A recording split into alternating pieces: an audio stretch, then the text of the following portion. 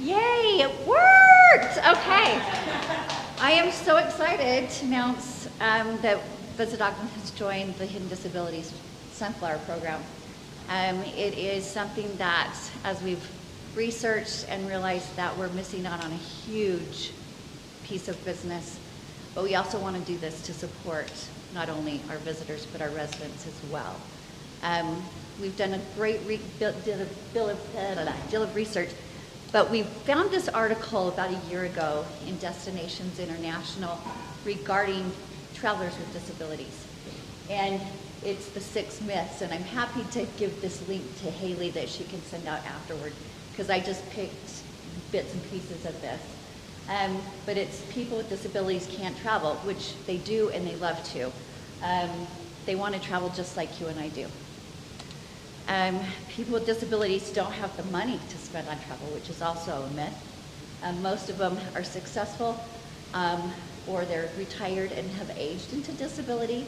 I did this presentation for our organization, DMA West, a couple of weeks ago, and a group from Brigham City reached out to me and asked me to give the same talk or presentation to senior citizens, and I went, am I that old? Like, so anyway, I'm able-bodied, but as we retire, we start to have these hidden disabilities, which we'll get into that in just a minute, but they do, and they spend more money than able-bodied travelers. The disabled population is a small one, which is not true. 50% of seniors do have disability of some sort, whether it's visible or invisible. And not to, if we think about this, don't think of just wheelchairs, but think of eyes, ears, and knees. And I have a bad knee. But 20 to 26% of Americans have a disability of some sort, which is a huge gap. ADA compliance, you know, when you think about it, we always, when we travel, we see ADA entrances, hotel rooms, that sort of thing. It's not good enough because disabled travelers need 3 things. They need facilities, accessibility with facilities, websites. That's something as we rebuild ours out, we're going to have an icon on ours that will allow someone looking at our website to increase the font. Whatever that is, we'll have that capability on our website. We need details about what is public accessible to those with a disability. And then also our staff need to be trained to know how to help someone with a disability, whether it's physical. But it's, I'm thinking of Union Grill, you've got your ramps. Everybody's got ramps. You've got a ramp into this building. But what about someone with a hidden disability? But as a destination organization, it's up to us to make sure our destination is ready for those with hidden disabilities. The DI efforts are enough, which is not true. And I've worked with a number of organizations over the last few months. DEI has been kind of focused on inclusivity in the workplace, but we also need to open and broaden that scope with those of all kinds of abilities or disabilities in the workforce and also in our businesses. It's a great opportunity because there's money to be made and there are people out there that are talented and willing to work, but also visitors that want to come and stay.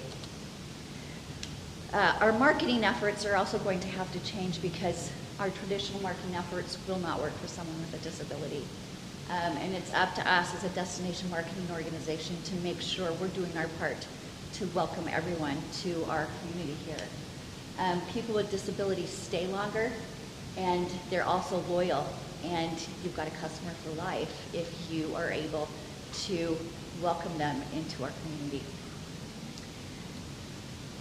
This is a few members of my family, and as I've worked on this over the last 9 months, I have family members in my own family that have hidden disabilities.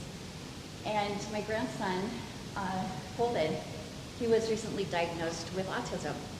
And because he was so bright and wasn't very, they had a hard time diagnosing him. That's why they considered him neurodiverse. He tested genius on the IQ test, but he still has these issues emotionally and socially that we now are learning to work with him, and it's made a world of difference for him. But to look at him, he looks fine. He plays like any other kid, loves video games, and doesn't like to ride horses. My dad and mom are right here on the bottom. I'm fortunate they're still with us. My dad was recently diagnosed with vascular dementia, and he's vibrant. He's the most kind and loving person, but he can't remember some of his kids, so we have to remind him continually. Health-wise, he's in pretty good health, and so he thinks sometimes I'm a neighbor or someone like that, but it's one of those things where you look at him and you go, no, he needs this. And then my daughter here, these are my 3 kids up on the top left. My daughter in the middle, Brittany, she's 38 years old, and she was diagnosed with retinitis pigmentosa 4 years ago, which is a retinal eye disease which is not curable. And eventually they told her she would lose her sight and just have tunnel vision.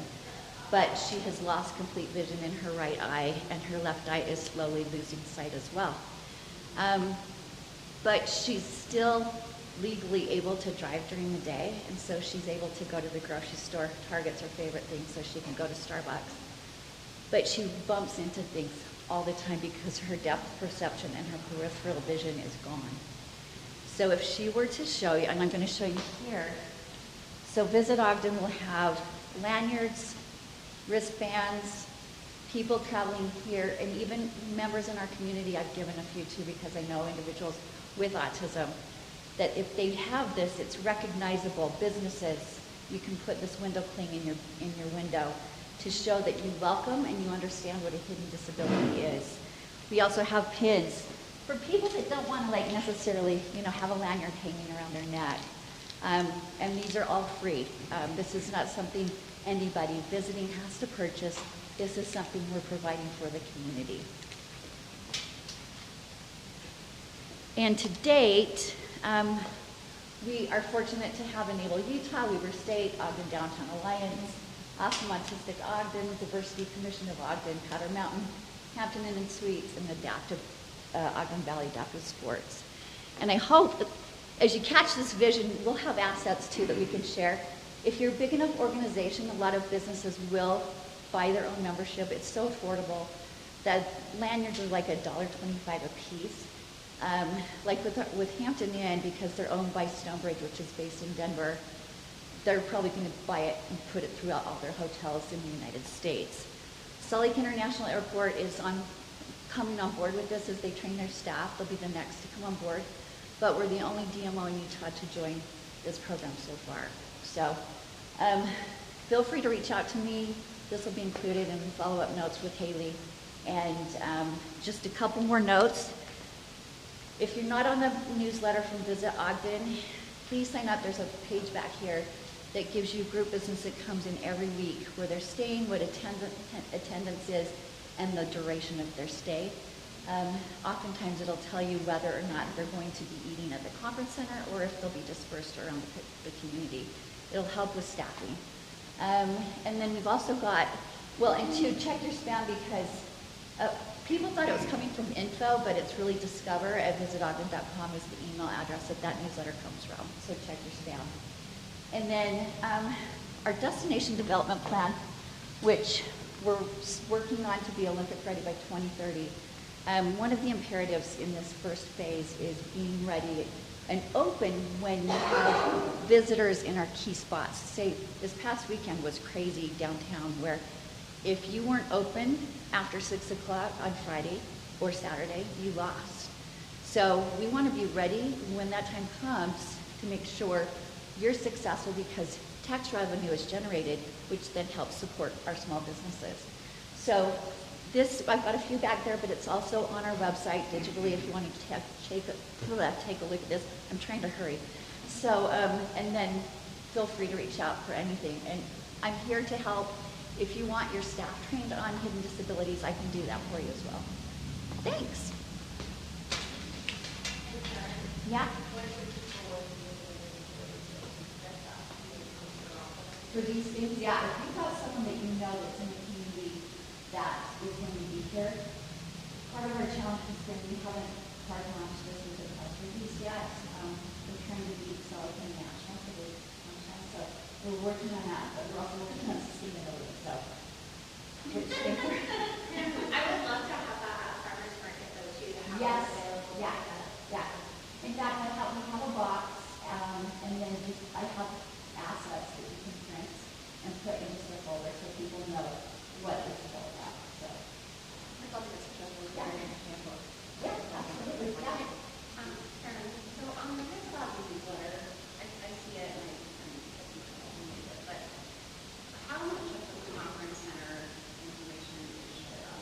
Over 100.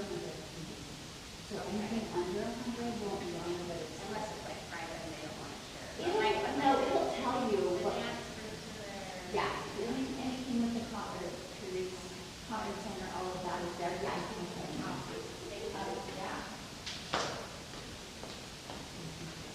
You're welcome. Thank you. Okay, so I have to admit I lied to everyone. We're actually going to switch up the agenda just a touch, so I'm so sorry, David. 1 second. We are going to jump down really quick to our ODA events just to leave some room. I think Brandon will be joining us in a minute, so we're going to let him get here. So I'm actually going to turn the time over to Cher and Jessica to just talk through Farmers Market and Music on the Plaza really fast.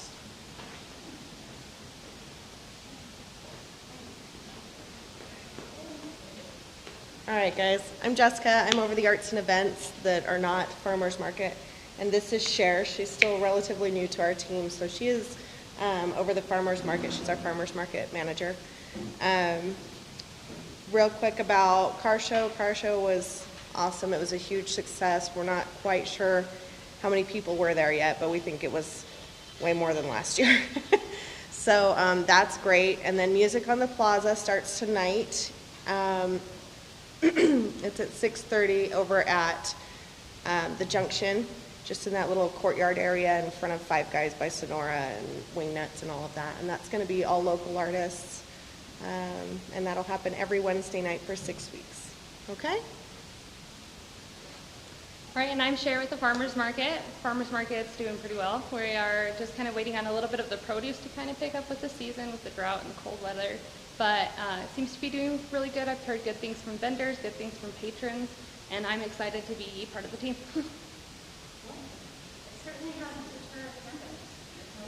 Yeah, and not the rain either. I mean, good job. Thank you guys.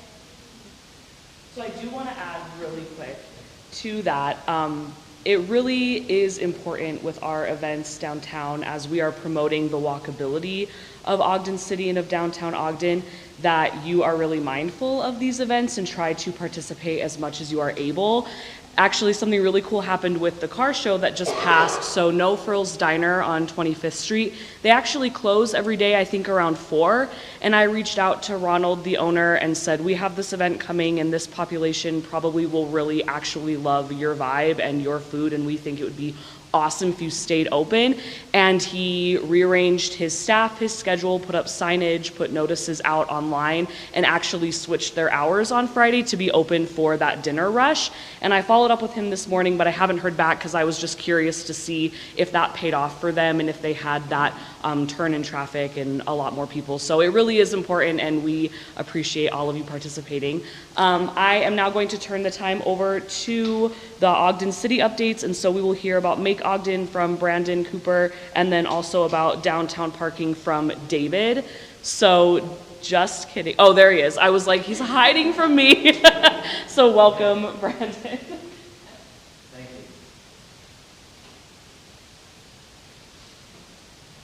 I'm going to be really short because I'd like to give most of the time to David. I think we have some pretty exciting and significant updates to talk about parking. But related to Make Ogden, there are a ton of things happening behind the scenes as it relates to that plan. As most of you might know, that was adopted in 2019, and ever since then we've been working on implementing what we call Episode 1. And the biggest part of Episode 1 is Wonder Block. That's where the old Hostess plant used to be, and that's a $190 million mixed-use project that's really going to be transformative to the city. And so we're working on still figuring out how to pay for that and how it incorporates into the overall parking management plan.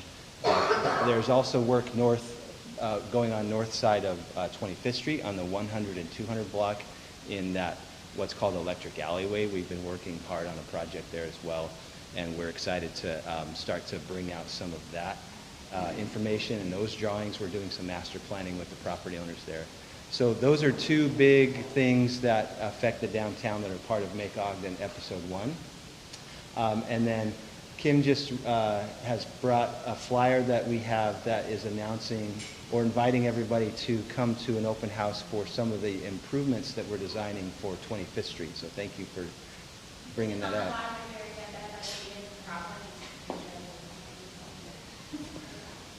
The idea behind that is 25th Street is constantly kind of in flux, and as we see new improvements happening at Wonderblock, Electric Alley, some of these other places, we want to make sure that we're always staying on top of 25th Street and some of the things that it needs, so that as new improvements happen overall, they're happening together.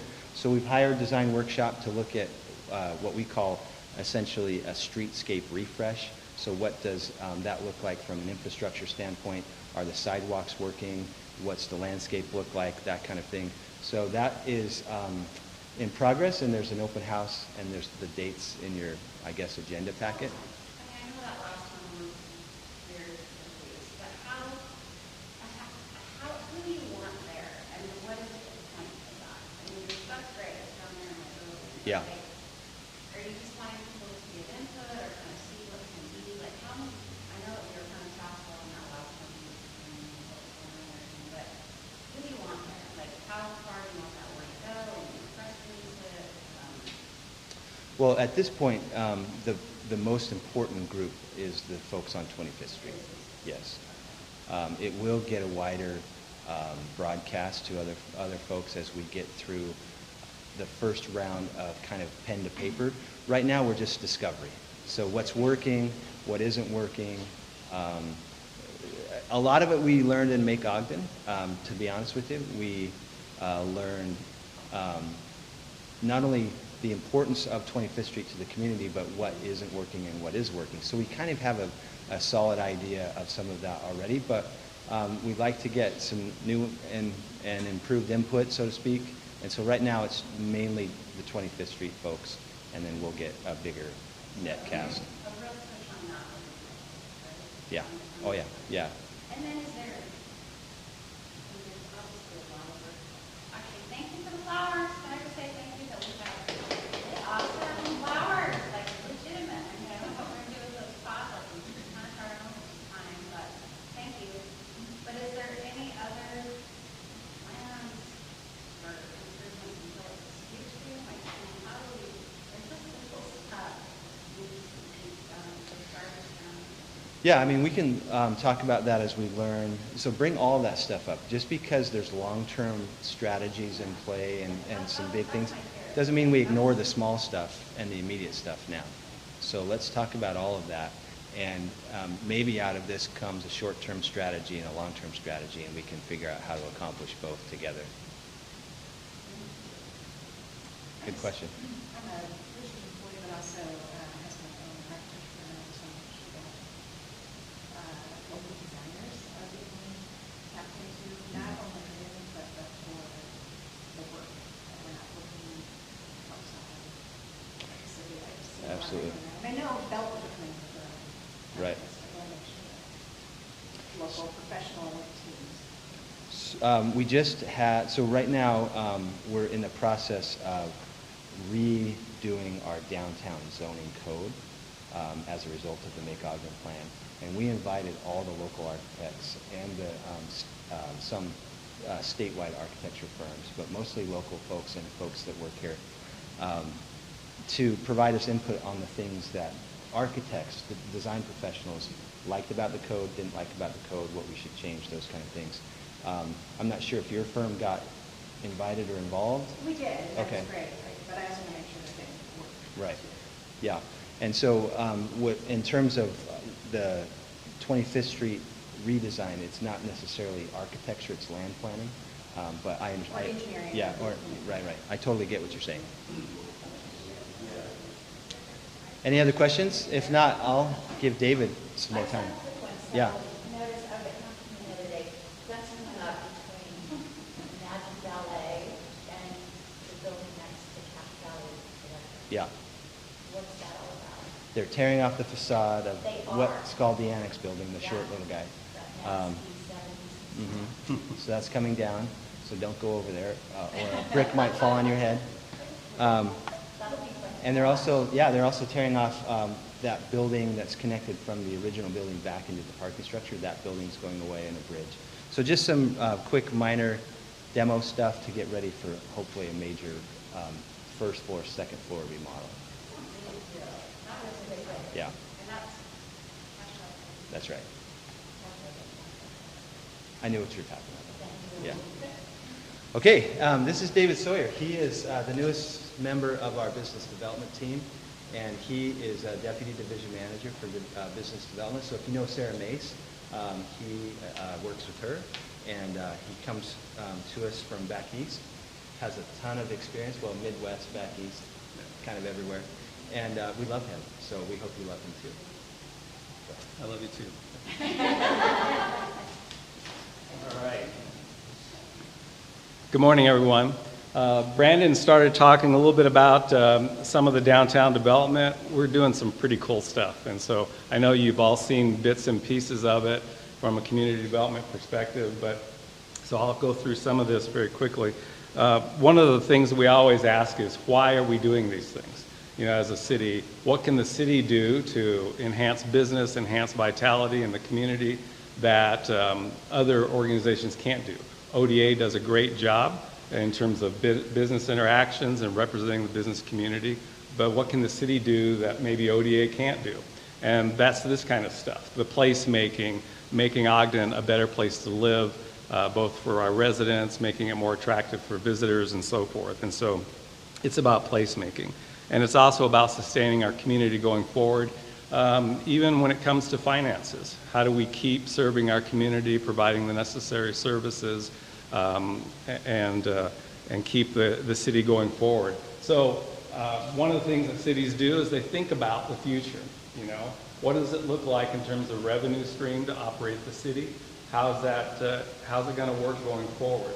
And a few years ago, when we started talking about the Make Ogden plan and what we needed to do, or the reasons why we even needed to have such a plan, was in order to help us ensure the future for the city of Ogden from a financial perspective.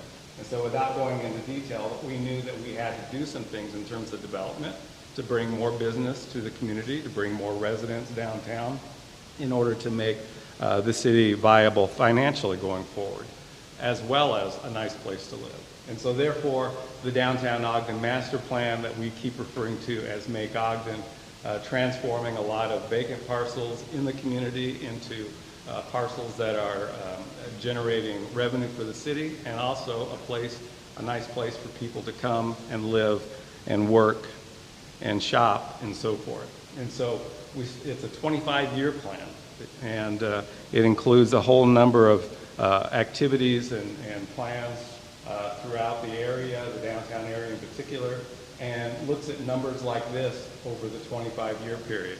Right now, we've started looking at, or we're working on episode 1, and you know, we're sitting right here today, and you can see some of the different activities there that are anticipated in episode 1, some of which, like I mentioned, has started. Some of the private development elements, even in episode 1, Brandon mentioned the Wonder Block. That's this area right here, which includes a mixed-use development with retail, residential, commercial offices, hospitality, and so it's all pretty cool stuff. It includes the micro-residential and electric alley that we mentioned, the convention center expansion, all those over the next few years, and the net result is looking at 900 additional living units downtown, all new shoppers that will be close by, and 1,680 jobs. And then the public part of that, so the first slide was the private investment, the next is the public investment. What's the city bringing to the table in this regard? And a lot of it has to do with, like we just mentioned, the 25th Street improvements, electric alley improvements, Wonder Block, the pathways for pedestrians to make the downtown area more walkable, the Kiesel Alley improvements, and so forth. We're already working on and working with the BRT in terms of the improvements that you're seeing through downtown. All of that adds to the attractiveness, the walkability, the bikeability of downtown Ogden. So one of the comments that came up, if you look at the reviews, the public reviews of the Make Ogden plan last year, a lot of positive comments. We really like this. This all sounds great, but where's everybody going to park? We're actually going to bring more people downtown to live and to work on a daily basis. Where's everybody going to park? And so it started with the Wonder Block. As you see this drawing here, right in the middle of it is a parking garage, and there actually will be 2 parking facilities ultimately to accommodate the residential, the retail, the potential grocery store over here, the office buildings, the hotel, hospitality over here, as well as the district courts. We'll utilize that as well. And so the city is looking at a parking facility there. However, even that won't be enough to serve this whole area. And so, but real quick, you guys have, some of you have perhaps not seen this. These are some of the concept drawings for the Wonder Block. This is Lincoln 26 view, Granton 26 view, looking south along the pedestrian pathway there from 25th Street again. And so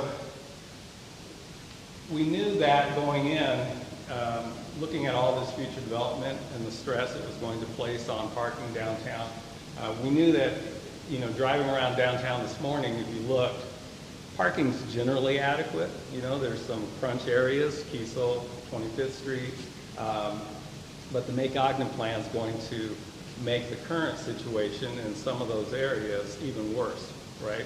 And so it's going to reduce the existing surface parking, increase the business and residential activities, and make the existing problem on 25th Street with limited prime retail spaces even worse. And so it's going to increase the overall demand. Therefore, we decided last year to embark upon a parking study, and we hired a private firm that does this for municipalities across the country.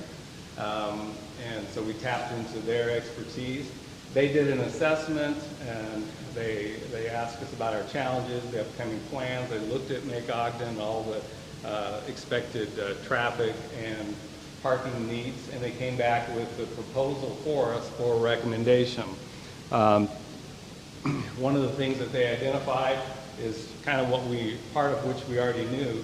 During peak parking about midday, parking occupancy for all of downtown is at about 50%. However, there are some facilities or blocks, and those are like in the red areas, the orange areas. Here's 25th Street here, and here's Kiesel, the Junction area, a lot of red and orange. And those are areas that are in the 80-85% category, where the parking experts tell us that once it gets to that level, people decide not to come, or they just keep on driving because it's too difficult to find parking spaces. And so the recommendation, the bottom line, was that Ogden City should seriously consider a paid parking management system to address the current and future parking challenges.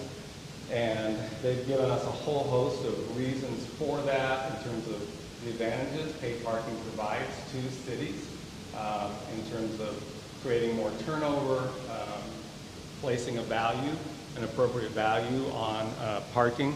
Parking is not free, even in communities that provide free parking. There is a cost to that. And it also reduces traffic and actually increases business and makes it more attractive downtown. Other communities, what they've experienced, when they first started talking about paid parking, of course, the first reaction is, and you may have even seen it in a couple of news stories that have come out recently on television or the newspaper, you know, it's like, hey, what do you think about paying for parking? What's the first reaction? And people are going to say, no, of course not. I don't want to pay for something I'm not paying for now. And so communities were worried it was going to discourage potential customers and employees, reduce their competitiveness. However, in most economically vibrant downtown areas, they have paid parking, whether it's in major cities, you know, whether it's Salt Lake, Denver, Phoenix, or smaller communities, similar in size to Ogden, particularly ones that are tourist-based, tourist-friendly cities. And so we've gathered a whole bunch of stories about some of those communities, and how that's worked for them and what they've experienced. We're not the first community to think about doing this, and so there's no reason we can't learn from their experiences. So the plan is now to start proactively managing our parking better than we have in the past. We have a limited supply, and it's going to get, because of the cool things we're going to be doing in terms of development, it's going to aggravate that situation, which is a good thing, but we have to proactively address it. So we believe that implementing paved parking system is really the first step to helping ensure that the Make Ogden plan is successful going forward. So as we look at the existing parking management area that we're talking about, basically 26th Street on the south, up to 20th on the north, Wall, over to Washington, and then Adams. This is the area. All of this is not a priority. We're looking at 3 phases of implementation at this point, beginning with the Wonder Block area, 25th Street, Kiesel, where we already have a problem. We know that we need to manage that better. So the plan is to move forward with at least 3 phases of implementation over the next 6-7 years. Okay, and so it won't happen all at once. We've already had some discussions with different downtown stakeholders. We've collected a lot of ideas in terms of implementation, what will make it successful. Just to give you an idea of some of the things that you may not be able to read all that, but this is the things that we hear. And some of this is from just individual discussions I had with business owners. For example, I'm thinking of a couple, one on 25th Street in the 100 block. I sat down with them to talk about their business and their financial needs for their planned updates to their facility. And the man, he said to me, he's like, okay, before we sit down and start talking about this, I want you to look out the front window of my business. You see those 5 cars? I can almost guarantee you when we're done, and we had planned for about an hour and a half discussion, I can almost guarantee you every single one of those cars would still be there. And he's like, I have a pickup and drop-off business, you know, in terms of people coming. I need that parking to be turning over all the time, and it won't turn, you know. And he said most of it is employees of neighboring businesses that work in like a second floor office or something like that. They just park there, come out and move their car every 2 or 3 hours so they don't get a ticket, but you know, it's not good enough. And so parking is a problem downtown. We need better and safer paths to off-street parking, better signage, increased enforcement to reduce parking too long, paid parking in the highest demand areas, lower or no cost and less used areas. The current parking situation hurts my business as non-customers, like employees take up the parking spaces. Shorter time limits for the busiest streets, reserve 15-minute spots for pickup and drop-off, so designated spots that are signed that way. We've had several people say we should make 25th Street a pedestrian mall. That's probably not in the plan at this point, but that's an idea. With parking lots behind, require employees to park in remote lots and shuttle them or provide a shuttle service. Virtual parking permits for employees, shoppers. Designate a portion of parking fees, like parking rates to downtown improvements. Convenient parking spaces have value. People will pay for spots if they're conveniently available. And the parking system would provide confidence to visitors that they can easily find a place downtown. And when I talk to people about this, I've been a little surprised. Another business I spoke to on 25th Street, again, they said, is that Wonder Block project still happening?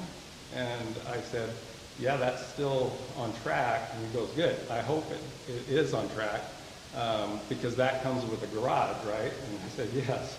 And he says, good, because that's going to clean up this mess out here.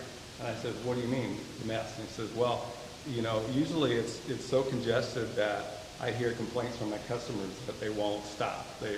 It's too inconvenient. And so I'm hoping that that's going to alleviate and at the same time bring more potential walk-bys into my business. So, interesting.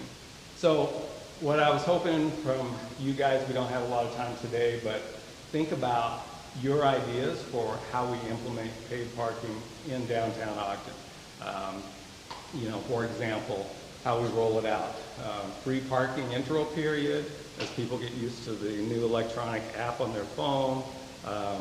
Merchant courtesy vouchers, paid parking on 25th Street for the first 4 or 5 months while parking in adjacent lots is free. All these different ideas for how to make this work better. We're interested in hearing from you regarding that. We're planning on some initial meetings with a larger audience, like a public open house where we have citizens and business owners that can come in, look at drawings where the different phases are located, and talk and receive additional input in that regard. And ultimately, there'll be a website where people can, do order parking permits for the employees, staff, which will be at a lower price and all that. And in the meantime, if you have additional questions about the parking program and the project that we've been working on thus far, all the background logic, we put together this really simple web page. It's on the city website. So if you might want to write this down, ogdencity.com/GoParkOgden. Okay. And so on there you'll see some of the background work that's been done already. There's frequently asked questions, like a dozen of those. There's also documents, the Make Ogden plans on there, the parking studies on there, along with the recommendations and the current status and what else we still have to do. Ultimately, this whole plan and project will still has to go before the City Council and be approved. But we're working towards gathering all that information, and today's meeting is part of that. And so as you have ideas, let us know. But ultimately, we're excited about the Make Ogden plan and all that brings to our city, and we believe that this is part of an overall transportation plan for Ogden to kind of modernize the way that we move, and increase the walkability of the downtown, the bikeability, increasing the paths for folks connecting 25th Street better to Kiesel, and so forth. And parking is a fundamental part of that whole transportation package for downtown Ogden.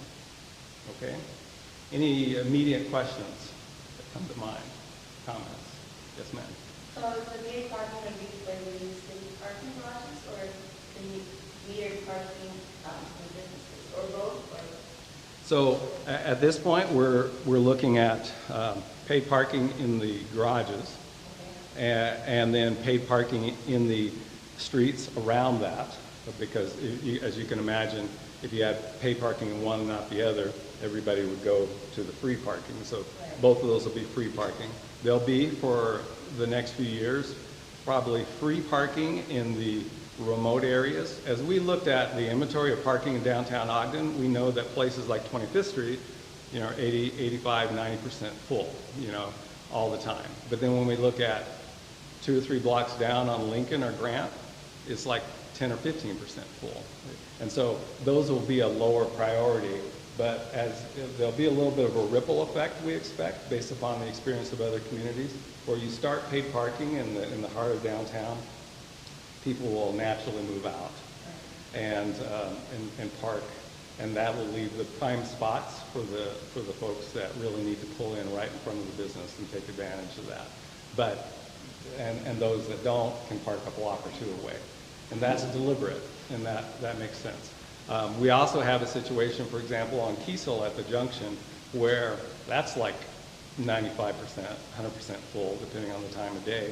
But then right behind there, you have a parking garage, the south garage at the junction, good parts of the day, it's only maybe 20% full. And the north garage is a lot more occupied, but the south garage only 20% full. So, and it's only like maybe 50 yards from Kiesel.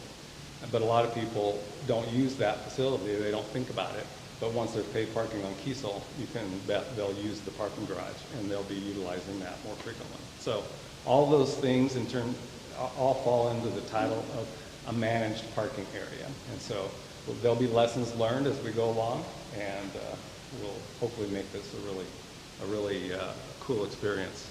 Yes? I have a question about our eating population. My mother is only 57, she's not old, but she has trouble walking, she's not handicapped permanent or anything like that. But she has trouble switching from one phone call without hanging up on it. Like, how are you expecting anyone older than her to utilize this, and not only that, but they're getting to fixed income in their older age. Like, I'm concerned that they're going to be sort of, maybe an elderly discount or parking pass or something like that. Yeah, we've talked about. Or she doesn't have to walk all the way later, or utilize that. Yeah. I Yeah. don't know, I'm just concerned about excluding an entire generation. Yep. No, we've talked about that, and technology is an issue. Although I have been surprised and a little worried. My mom, she's 82, and we got her a tablet about 2 years ago. And after there's a lot of hand-holding that happens there. But now she's so good at shopping online that it's scary. And so I'm like, Mom, okay, stuff keeps coming. So, yeah. Yeah. But, so one of the things is that we've been deliberate about, and we'll be talking more about as we define the system, is that we know that we have to have a cash option, for the parking, the new parking equipment. And so it can't all be digital, because we know that there'll be a need to have a cash option. And so we're trying to make it low-tech and high-tech at the same time. And with the new equipment that we've been looking at, it does offer that opportunity. And so, right, exactly, yeah. And that's exactly correct, is that we fully anticipate that the parking kiosks, if you will be right there by the handicap stalls. That totally makes sense. And so, yeah, that's a good idea. Appreciate that. Perfect. Thank you. You brought up the keys in the garage. I think some of the existing garages are not well marked in terms of what Yep. can be reflected on Yep. them. And I think there's hesitancy, I know, to go into garages, even some certain slots behind some of the businesses on the north side of Clinton, because they're, you don't know if they're in the hotel place, they might get towed. So I think a lot of that, and the keys in the garage in particular, is that for the hotel?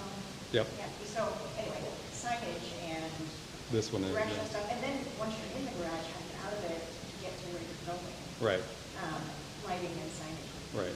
No, we know we have some work to do, both in terms of wayfinding signage, and as well as I've received some feedback in terms of security, and making the lighting and the cameras and all that. I mean, those are, like the parking at the junction, those are patrolled, and there are cameras, but there's some things we can do, we've already talked about, that could improve that even more. And so, yeah, that's right, yeah. And so yes, that's good input. Thank you. My question is regarding charging stations. Yeah.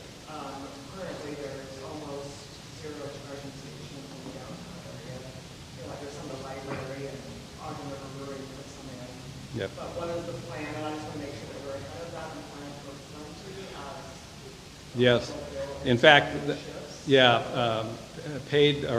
charging stations have been a topic of recent city leadership meetings, and I think our Public Works Department is working on a plan right now, which will be combined with our parking management system as well to provide for charging stations. And so we also are looking at different funding sources to help us with that. There's some funding that's available to help cities come up to speed in that regard. But yes, absolutely, that's on the plan. Thank you. Yep. So I'm an owner of the person that to go to the junction, and I can see how the free parking will work for our retail portion. We also teach art classes where we want people to come spend 2 or maybe 4 hours with us. How is free parking going to help our business when we want them to stay for 4 hours?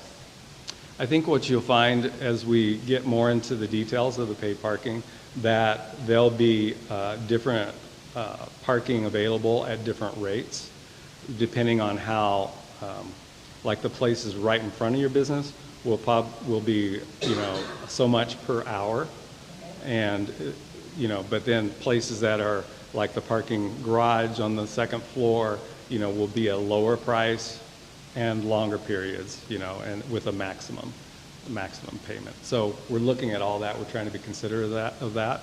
It's amazing when you start talking to businesses about, depending on their clientele and what they do, some would prefer to have just all 15-minute parking, and some need 3-hour parking in order to serve their customer, a sit-down restaurant, for example. So we're trying to be mindful of all that, but you bring up a good point that needs to be considered for sure. Thank you. Can I just say something super quick? One of the things that's really great about the time is there's still a lot of time. So having them input and dialogue now as opposed to after it's implemented is super important. So I know appreciate your time and being with this one.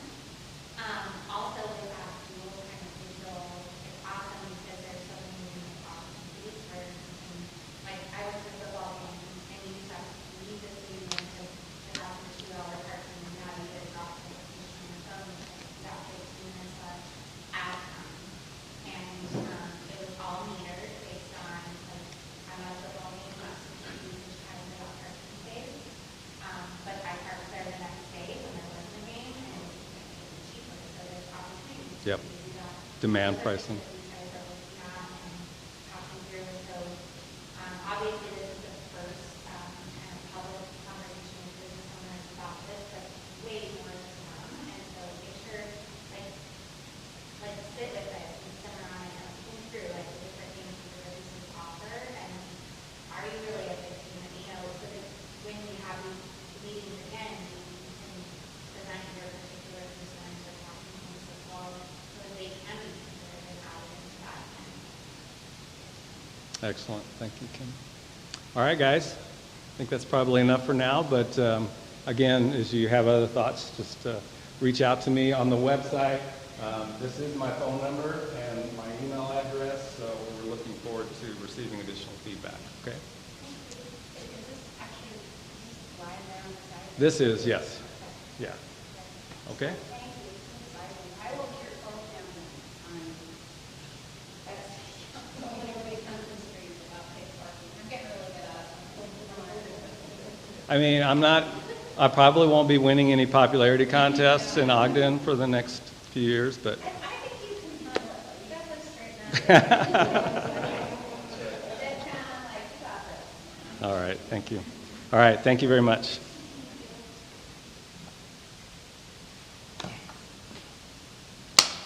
Hi, me again. I want to be mindful of everyone's time, so I won't take too long, but I just wanted to go through the rest of the agenda really quick and give you a couple updates from our ODA office. So first, we've talked a lot about the facade improvement grant. I know back in January at our VIP town hall, we gave some stats on the amounts that we have awarded over the past few years, and we announced that we had received the downtown enhancement grant through the Utah Main Streets and the Main Streets America program that we were chatting about. And we were working on making that application live, and we had to go through a couple other things with our contract there and with that money. And exciting announcement, that's happening. So Thomas and I are working on putting that together, and we are planning to have it live on Monday, having that application up. Some of the things in that have changed, so just make sure that you read through that information, but I will be sure to send that out on Monday, and I will probably just attach it to this recap meeting video, so all of that will come to you for your reference next week. And if you have any questions, let Thomas or Kim or myself know. Second, speaking of the Main Street America program, I recently, last month, was able to go to the national conference for that, and I am excited to announce, I guess, here at the ODA office that my title has slightly shifted or been added to, so I will actually kind of be spearheading that out of this office and working really closely with that program. So I'm really excited, and that conference gave me a lot of insight, and Kim and I debriefed on Monday about that and chatted through some of the sessions that I was able to participate in. So I'm currently currently meeting with the other folks in my office and other offices whose areas those presentations at the conference touch. So we're kind of figuring out next steps from there, but definitely we appreciate your participation, and I will be sure to message all of that out as we move forward and keep you in those conversations. So y'all bear with me. It's the Ogden Main Streets Program Director of sorts, which seems like, I don't know, a little bonkers if you know me, but I'm excited, and I'm also still helping out with the marketing and public relations, so lots of fun and lots of downtown dishes to come. Don't worry, you're not losing me on those videos. Next on here, just another reminder for Instagram takeovers, especially as the summer really ramps up with programming. If you want to take over our OTA or H25 Instagram stories for a day or even maybe a couple days, if you have some different events going on, please just chat with Cam in the back or email her at Cameron@Ogden Downtown. That has a standing place in our newsletter as well, so every month you can sign up for those. And then last but not least, with the district meetings. So we only have one left for this year, and that will be in August. It'll be August 10th, actually. But we recognize that participation in person is a little low. Ever since COVID, we've had our hybrid model, and we have a lot of people who do watch these videos after online. But we really want to have this be a networking opportunity and have you all come together and idea share and problem solve and hear these updates, especially as we move forward with these parking conversations. We would love to have more participation. So on Monday, I will also attach a survey to that email just to kind of gauge if the time, if the location, if these things are working, what you would want more of, maybe less of, how long you want the meetings to be, things like that, just so that we can really get more participation from all of our business owners downtown in person as much as possible, but also maybe if there's a more interactive online component, a live stream, something like that that we could explore maybe for August or even for next year moving forward so that we can have that input from you all.